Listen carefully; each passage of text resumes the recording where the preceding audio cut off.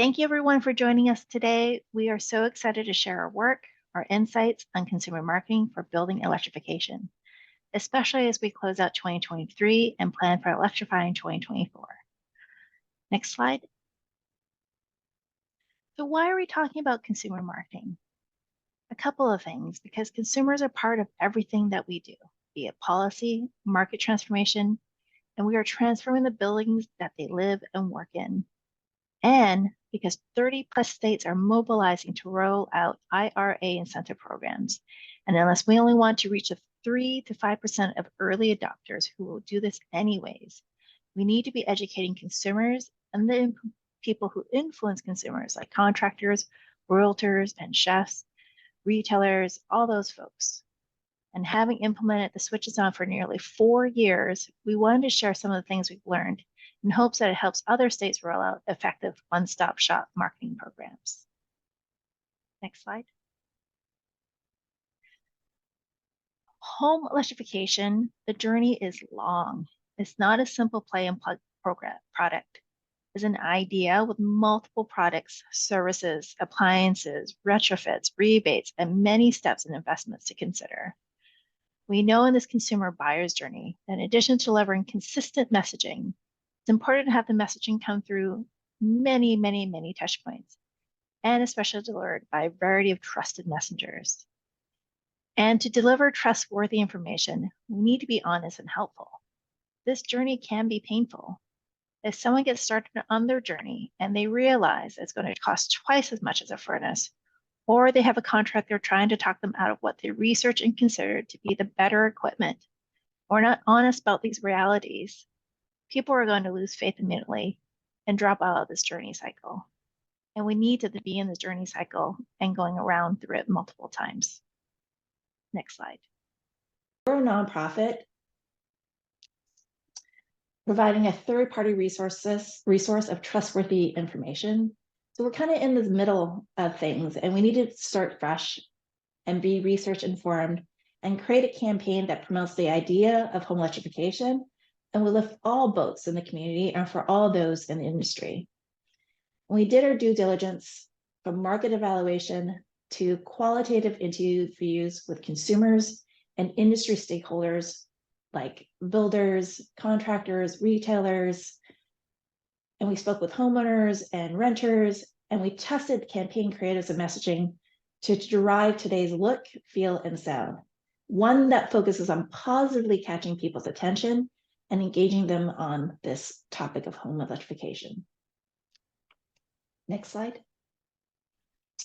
We have applied our research learnings and tested creatives and messaging across multiple layers. At the center of these layers is our website with educational information, our incentive finder, our vetted contractor directory, all of our digital tools, because in a long buyer's journey, people are going to go to your website to learn, browse, research, and go back to it multiple times. That's our intention, that's our hope. Then the next layer, you have to build your partnerships out in the community.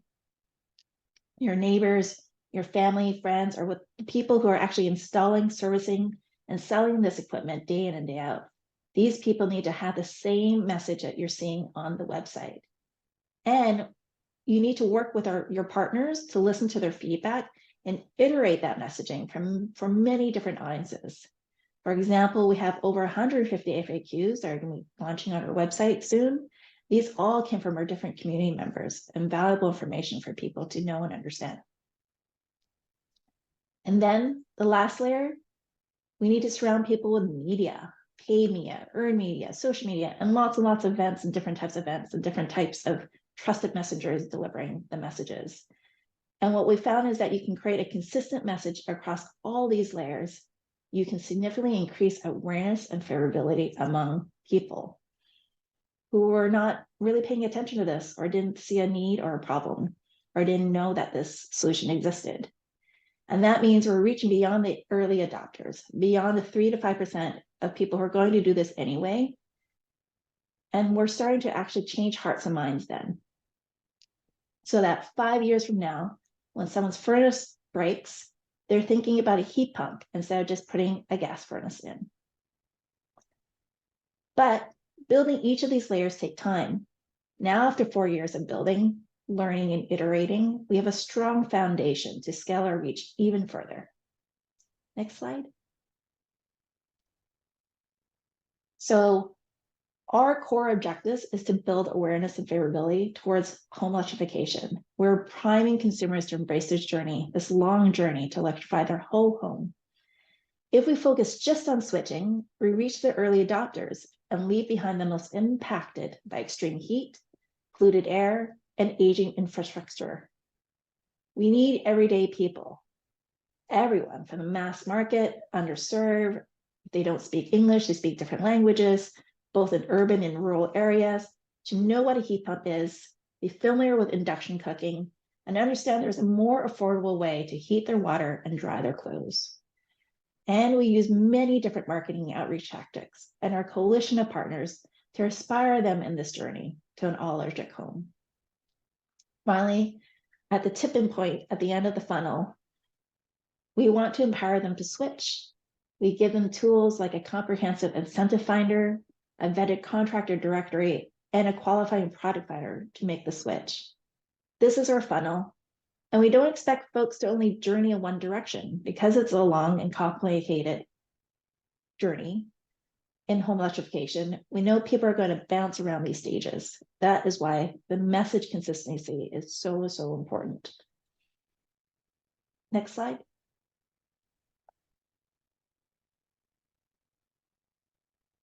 So we're going to share some of our strategy highlights for each stage of the funnel. The first part of the funnel, the top end, is to educate. And it's important to have a place to send people to. We have to have a website that's comprehensive and engages them on all 3 levels of the funnel of education, inspiration, and switching. The website is the place to find them with the right information at the right time, based on what the stage they're at in their cycle. And again, as we said, through multiple times through the buyer's journey on their journey to home electrification. I want to call attention to the word better. You'll see in the future slides that better is reiterated in our paid media. That's an example of how we layer concise messages throughout the entire campaign. Next slide. Another way to educate, another good and important component, is tell a story with your content. In addition to having all the base educational content, like what is a heat pump and things like that, you need content to tell a compelling story, especially from trusted resources like this video we have here. Here is our newly minted Ambassador Ying. I'm so excited to share this story with you because she talks about her lifestyle benefit of making the switch to induction stovetop. Can we play the video, please? Ago, we went on a business trip and we eat at this French restaurant in San Francisco. And I was sitting in front of the kitchen. They must have a 6-7 chefs in there. First of all, the whole kitchen is so cool, the temperature. Nobody sweats. And when they're cooking, during the cooking, actually they're cleaning as well. I was telling my husband, like, wow, which chef doesn't like to cook in this kitchen? So I was so impressed. So by the time end of the dinner, and I decided to let's pull the trigger. Let's just purchase the induction cooktop. I've been cooking for 27 years and using gas cooktop. Just recently, I purchased this induction cooktop, exactly the same model here, and I absolutely love it. Heat is only heat up what's in the pan, but doesn't heat up the area next to it. That's why I can, while I'm cooking, I can put in any, like bowl or any other stuff on the induction cooktop. Now I take about 30 minutes, do the cooking for my family. And after that, we normally finish at 5 o'clock. And by 7 o'clock, I will go meet my other girlfriend to play pickleball. So that's a life-changing for me. And less time in the kitchen and more fun on the pickleball court. Isn't that amazing? Isn't that a great, compelling story? I just love it. I really love it. And we actually have this version in Cantonese as well. So she was able to deliver that for us. And she actually, just to kind of give you a little tidbit, she also joined us at the National Association of Realtors and also demonstrated in front of those crowds of realtors on induction cooking. So amazing ambassadors, amazing stories, just amazing benefits beyond just like, all the other things about good for the climate and stuff like that, but real lifestyle benefits that really impacted her. But then you got to take this. And, people go to many different places to read, watch, hear, and research. So you got to crank out these stories in all shapes and sizes. And we need to deliver in the different multiple touch points. So next slide. When you deliver these multiple touch points and these messages, you got to keep the message simple. In 2023, we iterated our media creatives and messagings to be light, bright, and lean on a messaging that is to the point. And electric is just better. And that was our simple messaging that we did. We did these videos. As you can see, videos are very powerful. We had an 84% completion rate, video viewership completion rate, which means viewers didn't skip. They actually stayed and watched. So the industry standard is about average of 60%. So 84% is really, really amazing, which also showcases how important these videos are such a good medium for people to consume information on home electrification and be inspired, educated and inspired to make the switch. Next slide. So we got to measure the right things though. As we said before, we're not in the business of selling things. We're trying to get away from demand generation marketing. We're moving towards awareness, variability, and perceptions. We are priming consumers for the long game in home electrification. Over here, as you see in the slide, the first two, awareness and favorability, is what you measure. Is just that, awareness and favorability and switching intent. But I do want to hone in on perceptions. Customer perceptions is the opinions, feelings, and beliefs. It plays an important role in building customer loyalty and retention, as well as reputation.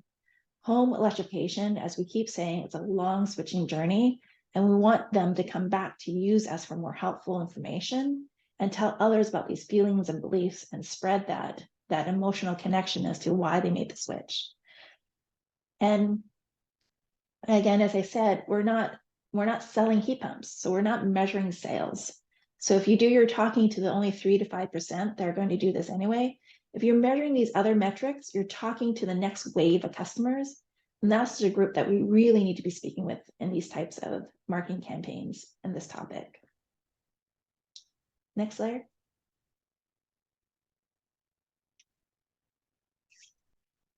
Another application of good marketing campaign is applying layers of intelligence on your customers.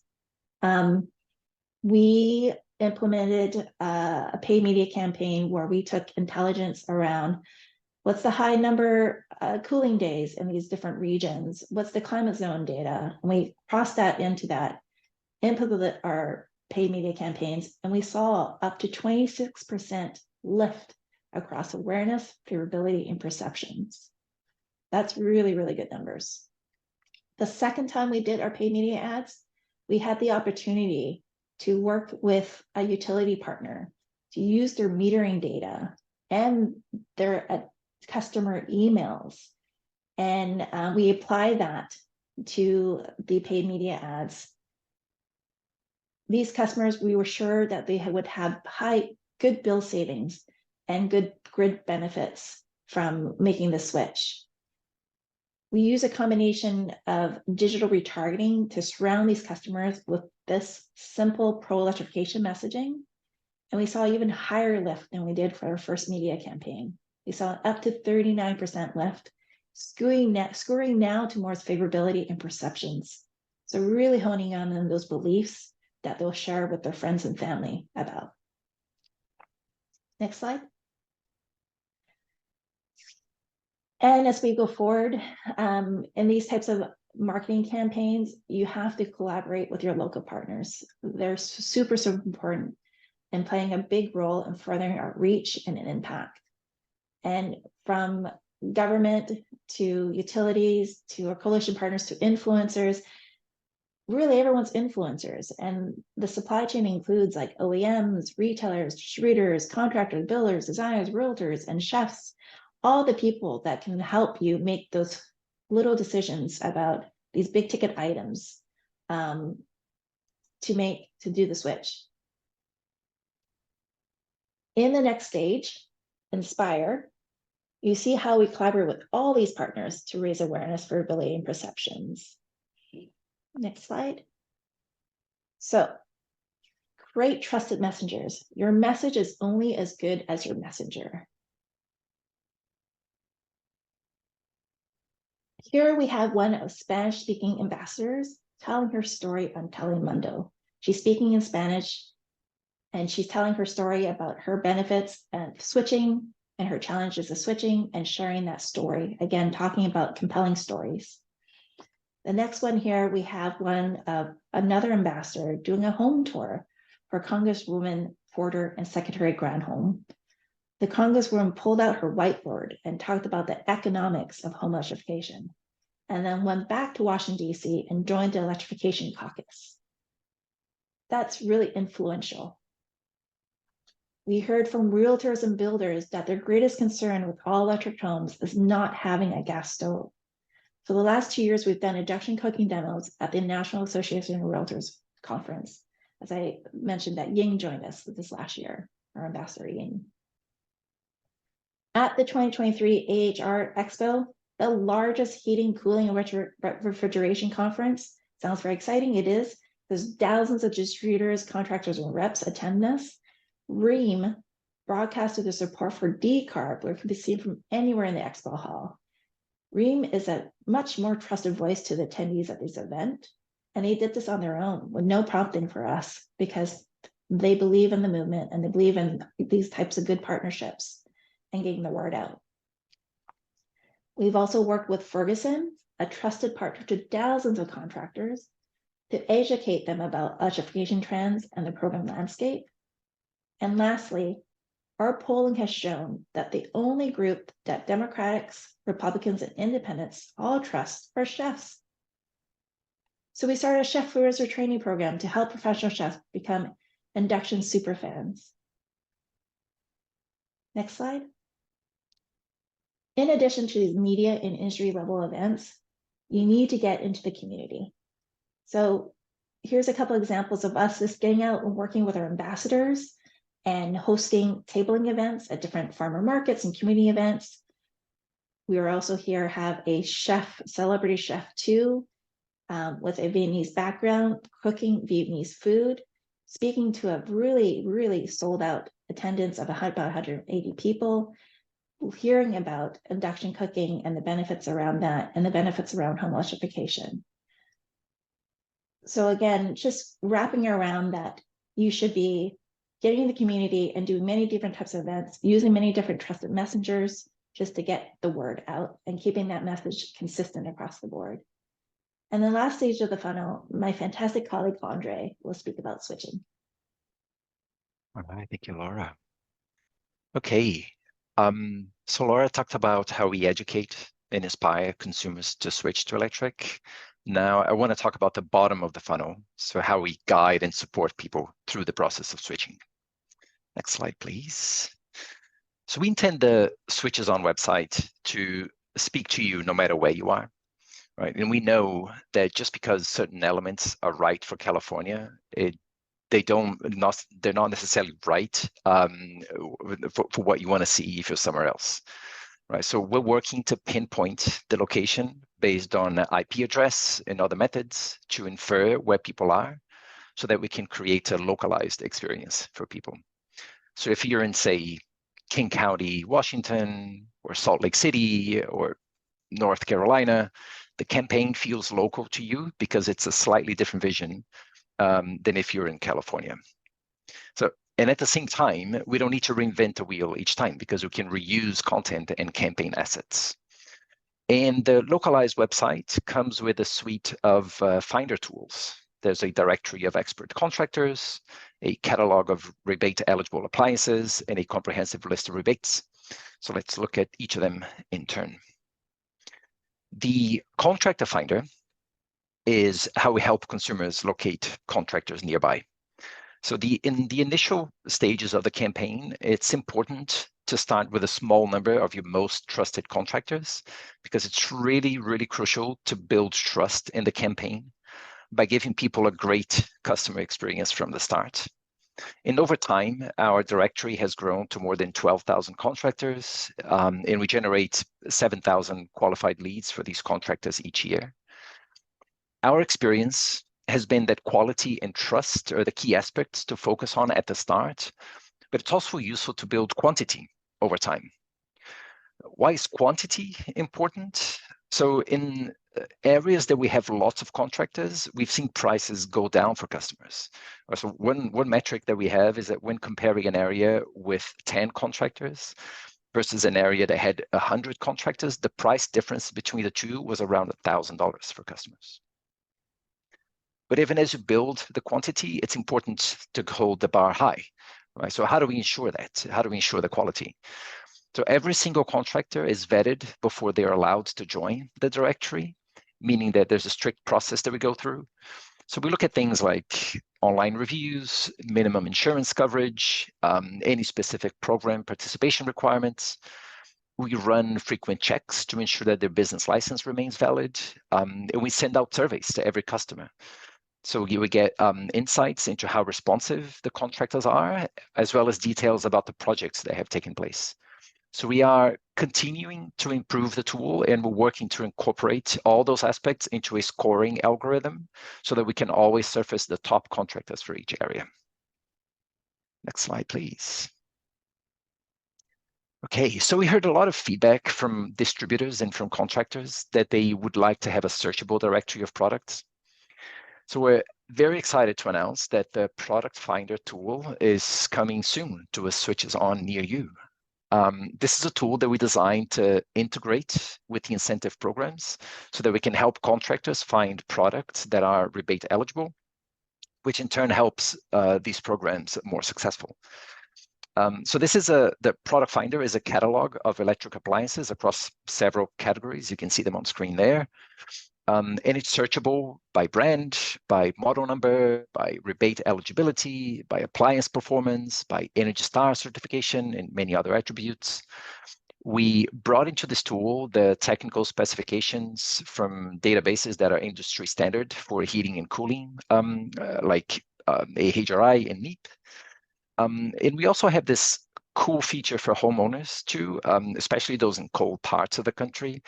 So people can go in, enter their zip code to make sure that they're getting a heat pump that's right for their climate. Next slide, please. So last but definitely not least, we have the Incentive Finder, which allows consumers and contractors to access rebates that are available for electrification projects in their area. This has been the most comprehensive directory of local, utility, and state and federal rebates for California since 2020. Right now, we have about 300 incentives across 70 programs, and we're on track to close out this year with 500,000 incentive searches, which is a testament to how popular this tool has been. And looking at next year, we have some big and ambitious plans for the Incentive Finder, including additional product categories like solar and batteries. This has been a very, very popular request. Better stacking and eligibility so we can better guide consumers on how to combine different rebates to maximize savings, and a more seamless integration into the website journey. And one that I'm particularly excited about is nationwide coverage of incentive data. Right. So what we've learned from building the Incentive Finder is that there are thousands of programs across the United States, and the incentive data is very, very fragmented. So the task of sourcing and structuring a comprehensive database and keeping these incentives up to date as programs evolve and making them accessible to customers in a meaningful way, like all of that is a giant task, right, that no single organization can do on its own. What we need really is a collective approach, right, that brings many players together to work on this problem. And by the way, this data shouldn't be proprietary anyway. Like we believe that incentive data must be a public good, right? So with all that in mind, we've launched a open data initiative to create a common language, a common specification for every single program in the United States. So this will establish a trustworthy set of incentive data that the entire industry can rely on. It'll be a database that will be collectively maintained by several groups operating in this space. It is called the Node Collective. That's Node for National Open Data for Electrification. We launched it last month in partnership with another organization called Eli Technologies, and you'll be hearing a lot more about this in January. So, but if this sounds interesting to you, please reach out to me. I'm more than happy to talk to you about it. And people here at the BDC know that I just cannot shut up about this, right? Or you can just go to nodecollective.org, sign up so you can get the updates and find out what's going on. So with all that said, I'll hand back over to Laura. Great, thank you. So exciting, Andre. You don't have to be excited about that. It's all about a lot of great things that we're doing with customers. And I just wanted to remind folks about the key takeaways of what we presented here. 5 things to remember is, number 1, it's a long buyer's journey. You need many types of messengers, everyone that we listed in your community, in your village, to be talking about this. And then number 2, you need all these folks to be on point, to be consistent with the messaging and working collaboratively together to fine tune that messaging for the different audience groups and the different communities. Number 3, we didn't do this overnight. You can pilot small and iterate like we did. And we have a statewide campaign that we are doing now that we continue to grow and do bigger reach. Number 4, super important to prime both sides of the transaction. What does that mean? So if a customer asks for a heat pump, but the contractor is not aware or not on point with the messaging, and they try to talk them out of one, that's what priming the one side of that transaction. But then the other side, if a contractor is all game about offering a heat pump, and the customer doesn't know what that is, what a heat pump is, and what the benefits are, and pushes for just what they know, then that doesn't work either. So those are important things to work on in your campaign. And then lastly, number 5, you need to run an umbrella campaign, just overall, something that we all can like collectively as partners work within, and then collaborate with your local partners to implement a network of many local campaigns and events. So next slide. Thank you so much for joining us and hearing your story. We love sharing your insights. We'd love to share more. If you're interested in speaking with us, like Andre was saying, please contact us. We're here to help you on your journey, to share best practices, and to partner. So reach out to us if you're interested. And now I'll open it to questions, I believe. Yes, let's jump into questions. There's one for Andre about building in an income qualifier into the switches on platform. Can you talk a little bit about that? Of course. So part of the work we're doing as the with our partners is to we will have eligibility requirements for the incentive data that's in that platform, right? So we will be able to get data from the user and say whether an incentive applies to them or not based on media area income. Now that's different from the actual eligibility checking that each of the states are going to be doing as part of the Inflation Reduction Act rebates, which is separate from the switches on. But we will be able to tell users if they're eligible for a rebate. Does that answer the question, Chad? Yeah, I think Almost. I just think that it'd be great to have like a national certification so that people can actually go to that based upon their geo zone, and it says that based upon the switches on, you qualified, so that those local programs can use that qualification. I know that we're trying to become more flexible, especially governmental agencies are trying to accept any other qualifications of health and human services and housing and other income qualifications, but there's no really one-stop shop for people to do it. And most companies are really fearful of touching that personal identifiable information.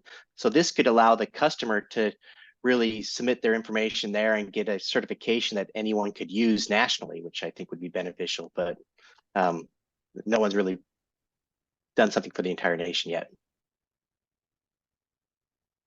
That's right. Yeah. I think I'm not super familiar with this. Others on the call might know more, but the sort of the verification of income is going to be up to each of the states. So there may be slightly different requirements on a state-by-state basis, which is, I think, is part of the challenge of creating a national, a nationwide check. Thanks for doing what you're doing, though. I see there's some fantastic back and forth in the chat around how these kinds of programs can be utilized by government partners. And I just want to point out that there was a comment about, wouldn't it be great if other folks use this type of technology? As Laura said, we are excited to be growing and expanding, not only sharing our best practices, but if you find that you're in a place where you want to be using the switches on, please give us a call. We would love to be working with you. So I just wanted to address that and say thank you for having an active chat. Also, Andre, there's some questions about Node Collective. And since I know you love talking about it, can you describe a little bit more about how other folks, other organizations might use this data? We certainly plan to be using it for providing the best information on incentives and how they can stack. But how might other industries or other organizations use data from the Node Collective? Right. So as part of the work that the Node Collective is doing, we're going to have an API that will allow any organization to really access this API and retrieve the incentive data. So an API, meaning it's getting technical here for a moment, an API is an application programming interface. That's what it stands for. So it's just a piece of code that any other digital solution can call to then get access to the incentive data. So that will be the main way by which any organization can plug into this data. So maybe a manufacturer could use this data and say, now my product is this much cheaper because you can use this incentive. Or maybe a contractor could do something like that too, if they were so inclined. That's right. Yes. So I can see this, for instance, being, OEMs can use this API to pull this data and show it directly in their e-commerce journey. That's one case. One could, in principle, pull this directly into a Excel spreadsheet to do some analysis on it. And I can see other startups building solutions, folks like Rewiring America and Canopy Climate, and I can see Quit Carbon on a call. Like those folks could access that API to then embed this incentive data into their tools. Now, folks are already doing that, and there are already a number of APIs out there. But as I was saying, there isn't a single source of truth. So the really main purpose behind the Node Collective is to to fix the problem of fragmented data so that there's a single source of truth, there's a single central database that everybody can go to make sure that they're all looking at the same data and that the data is comprehensive and that it's correct and up to date.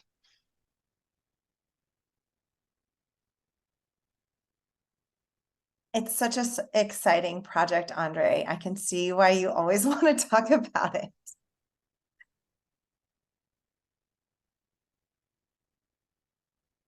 I'm going to give folks a few more minutes if you have any other questions. Again, really appreciate everybody helping each other out in the chat. That is pretty typical for our BDC webinars. It's quite a community we've brought together. Really appreciate you all.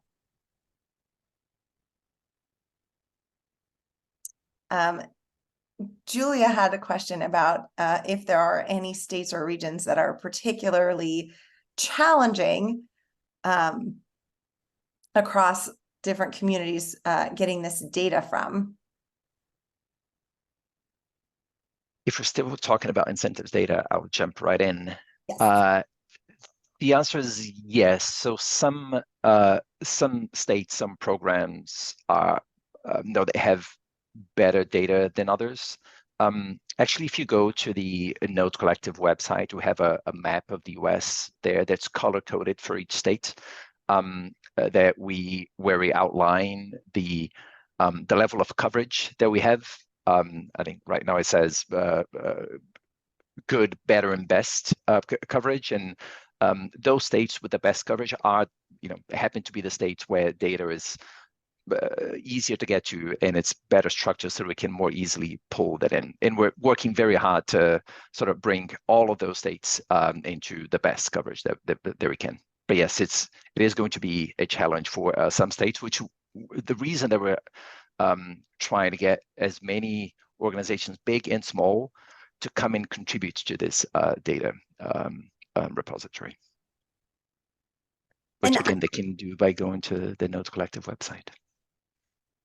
I might also add that California is an interesting example here where data is readily available and also there's just so much of it, right? I mean, there may not be another state that has so many different incentive offerings in so many different so many parts of the state and different, counties and CCAs and utilities and all kinds of different entities. And so really working with the complexity of that, I would say if we could do it here, I'm pretty confident we can do it everywhere. At least that's my take on it.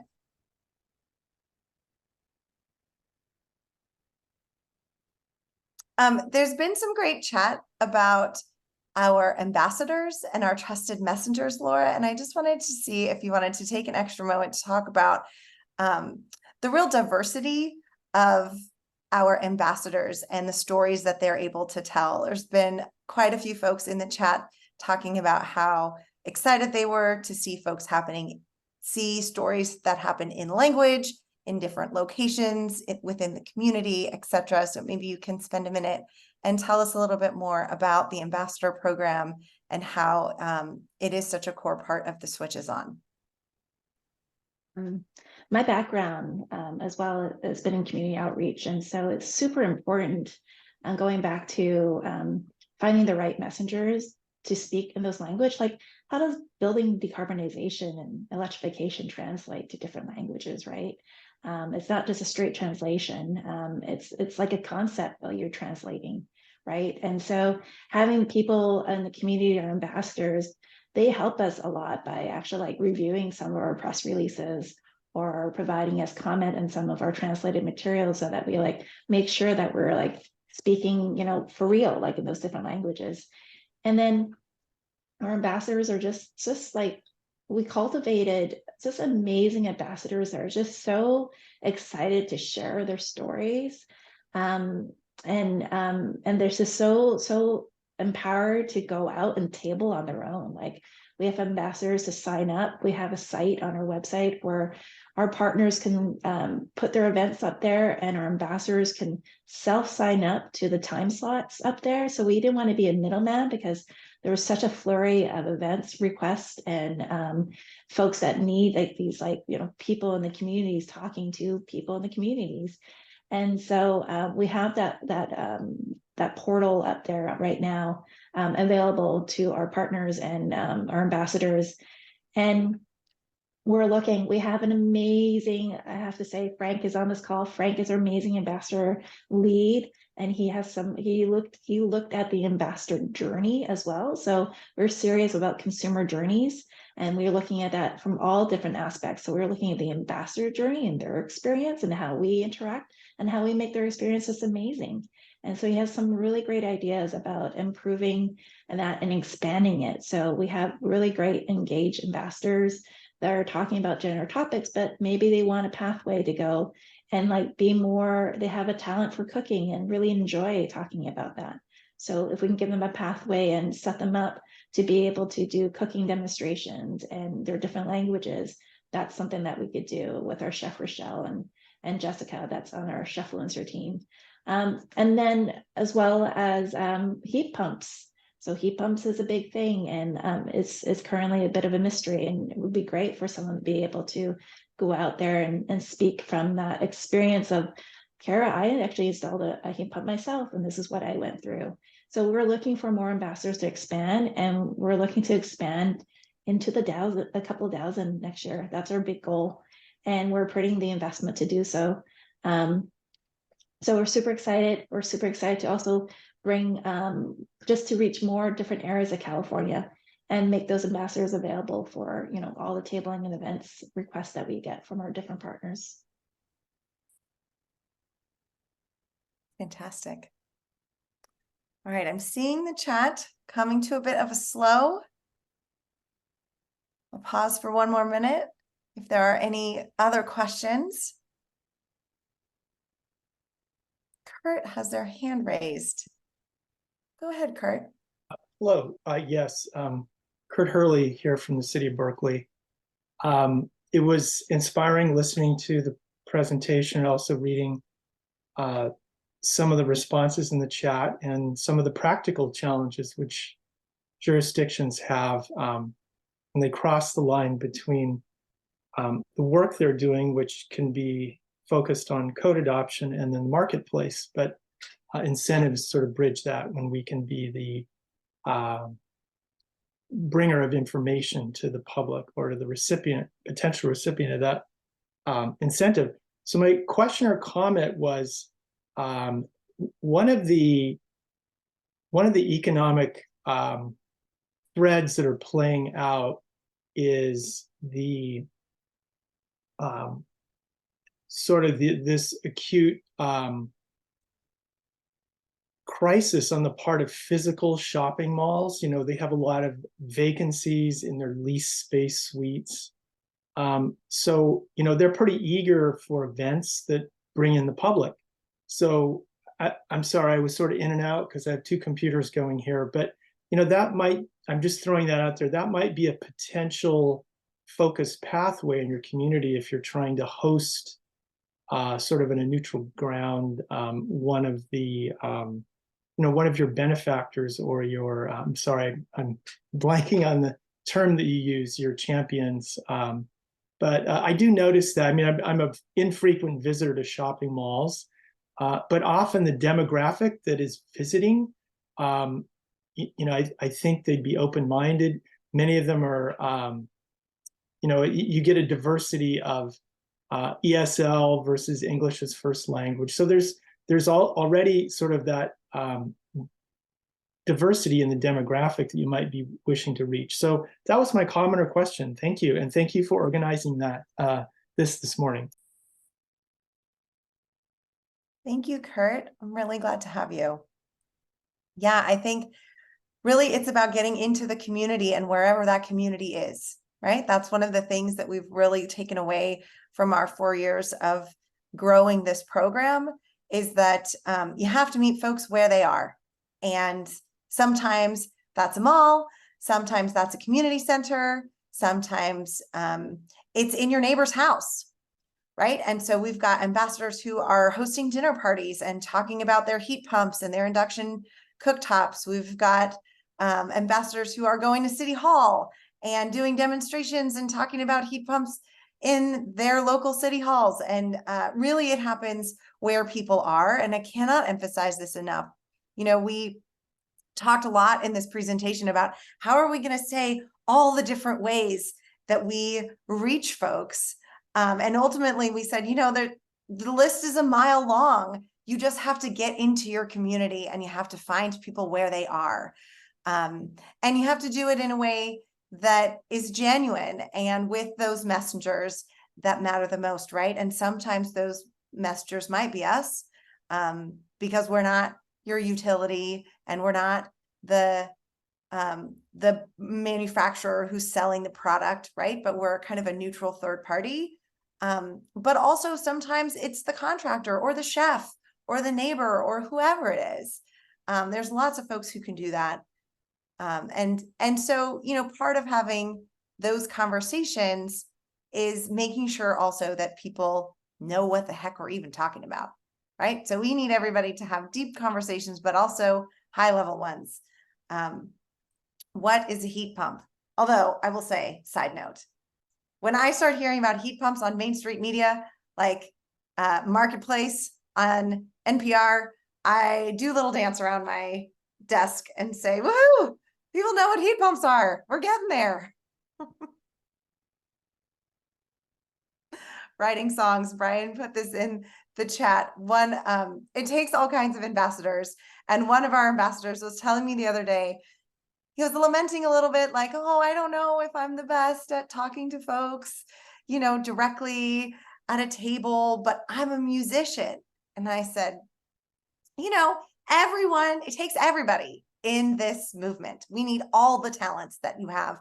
I would love someday to hear a song about home electrification. And I will just tell you, to be continued. He sent me the first draft yesterday, and I am like so delighted by all of the incredible talents of the folks who are involved in this movement, all of you included. So it comes in all forms.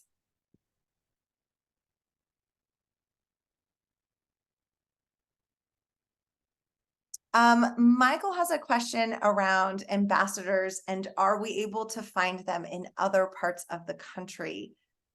Is there a way to apply or nominate ambassadors? That part I can tell you. Absolutely. You can go onto the Switches On website and sign up to be an ambassador, and Frank will reach out to you and get you started, or whoever you nominate, through the ambassador journey. Thanks, Catherine, for putting the link in the chat. But Laura, do you want to talk about ambassador expansion at all? Sure. Our ambassadors, or maybe I just let Frank speak. Frank is our ambassador lead. He's amazing. He's out there recruiting ambassadors. So Frank, you want to talk a little bit about our next year? Yes. So we have exciting plans to expand the ambassador program throughout California. And two of the main methods of expansion are by creating more CBO partners, specifically in regions where we don't have a big community footprint, like in Central California, in the Bakersfield, Fresno, Arvin area, and growing. We have a big presence in the Bay and not so much in Central or Southern California. So in meeting with a lot of city folks and other CBOs to kind of partner with them and get volunteers that exist within those organizations to kind of partner with us, while we also support their events and have a bigger presence out in the community. I'm also we're hoping to partner with more colleges and universities throughout the state to get their culinary students excited and knowledgeable on home electrification and induction cooking so that they can do cooking demos for us in different community spaces, and as well as their students who are part of like climate action groups, getting them to partner with us as well. So those are the two main methods of recruitment.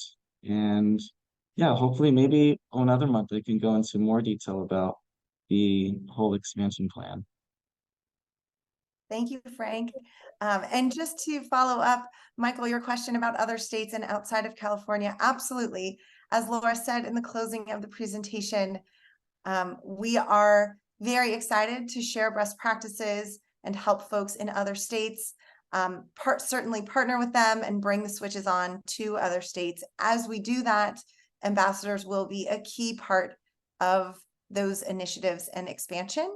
So absolutely, I hope you will see ambassador programs all across the country soon.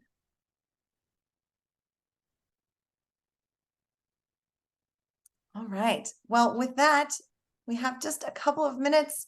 I'm going to say thank you all so much for joining us. A reminder that you can find all of our BDC Presents archives and all of those experts on the buildingdecarb.org website under the resource library.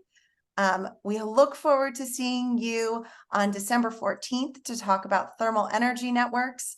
And if you have more questions, please don't hesitate to reach out to any of us at the Building Decarbonization Coalition. We will ensure you get to the right person on our team to answer your questions and continue collaboration and partnership together. So have a wonderful day. Thank you so much. Bye. Thank you.